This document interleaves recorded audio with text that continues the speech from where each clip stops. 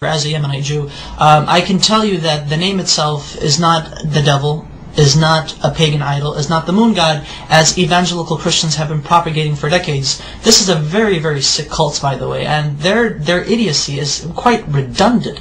I mean, I can't even imagine if people would actually teach themselves these things and flatter themselves with these things, and at the same time claim to support Israel, when in actuality in Israel we say Allah, we say Yallah, we say these terms, these phrases are understandable to our understanding, that they are not in any way, shape or form to what they say, to what evangelical Christians say is basically the devil. No, we understand what the name Allah means, what it signifies. Take the dictionary of the Hebrew language. I take the dictionary and I actually took the name of God, which is, through etymology, is the three letters Aleph, Lamed, Veh. Basically, I wrote it down. I know I don't have the whole thingamajigs on, you know, you get the idea. So basically, Aleph, Lamed, Veh. This in Hebrew means, well, without the, we'll see, that's the thing.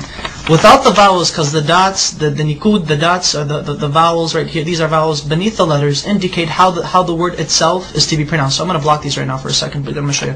This right here, in my understanding, because I'm going to say what it is, this says God.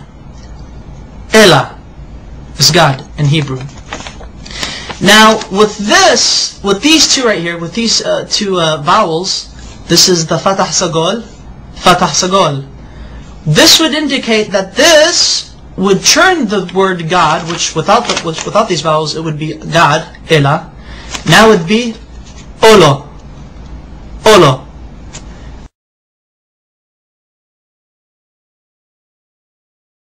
Olo means a curse, an oath, or a covenant. Christian evangelicals love to use this. They like to say, but you see, Allah, with these vowels, indicates that Allah is a curse. Therefore, the Muslims are worshipping an evil God who was a curse onto humanity. These evangelical Christians, they're nutcases, they're nutbags.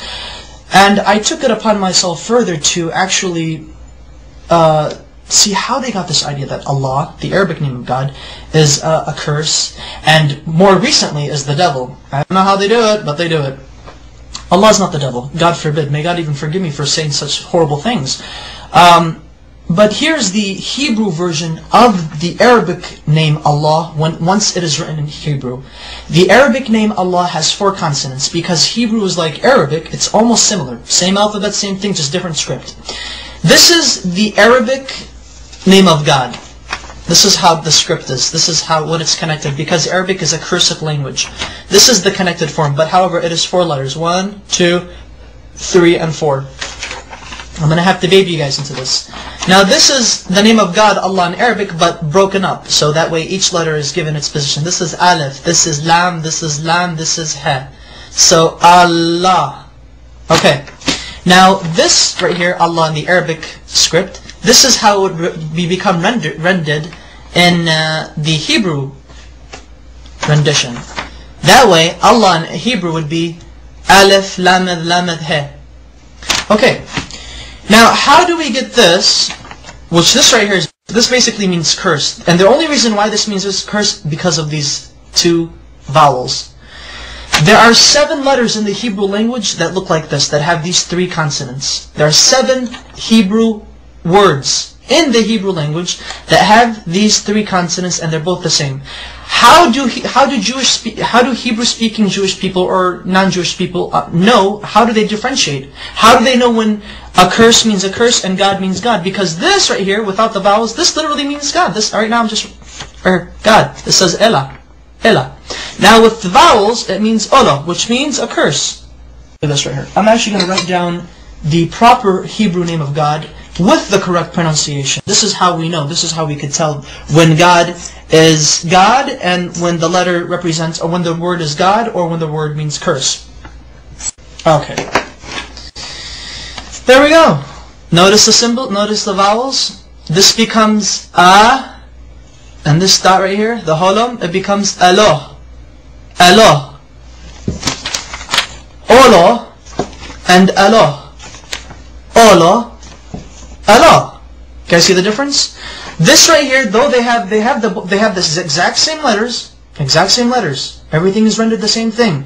However, the use of vowels in the Hebrew language allows us to make distinctions between the understandings of what the words mean, what they imply. This may mean curse, but this at the same time may mean God. Okay, that's fine. In Arabic, God can also be written without using two L's. So it could actually be Alif, Lam, the He. So, Ilah, which is the exact same thing as Allah.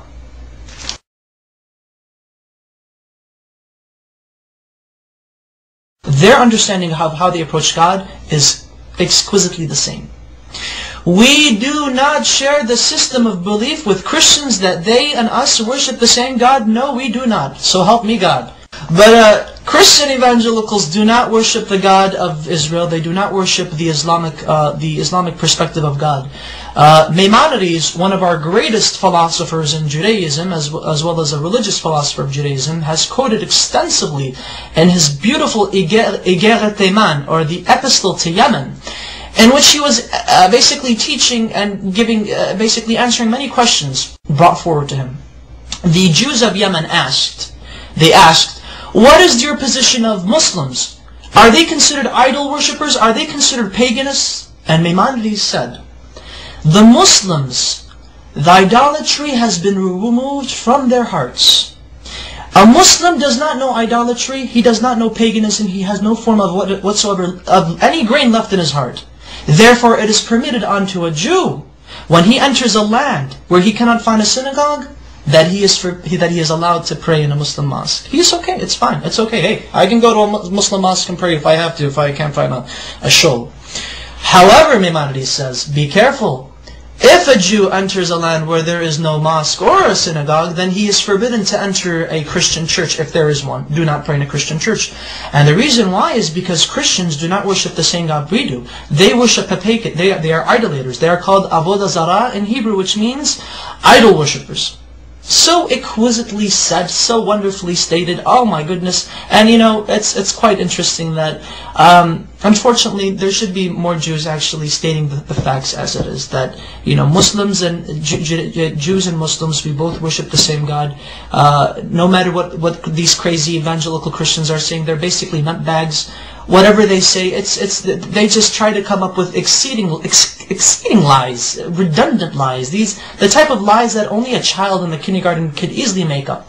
And emphasize that Arab Christians, and you know, this is what's also funny, and thankfully I remember this, because this is what I really wanted to say, and get a load of this, Christian evangelics.